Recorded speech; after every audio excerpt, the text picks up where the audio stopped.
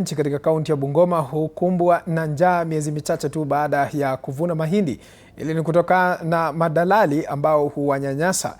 Haya ni kwa mujibu wa mbunge wa Kimilili Didmas Baraza, ambaye anasema kuwa serikali ya kaunti ina wajibu wa kuhakikisha kuwa kunakuwa na utoshelevu wa chakula.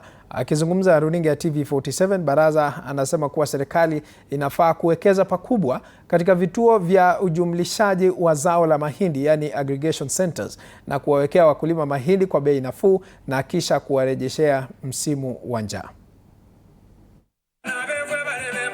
Bungoma ni kaunti ambayo imebarikiwa na mashamba ambayo yuko na rutuba ambayo inawezesha kupanda vyakula vya kutosha. Lakini inasikitisha ya kwamba mwezi huu mpaka mwezi wa 4 watu wetu wanalala njaa, hawana chakula kwa boma zao, na wamama ndio wanaumia zaidi ya kuhangaika kutafuta chakula ambayo watoto yao watakula.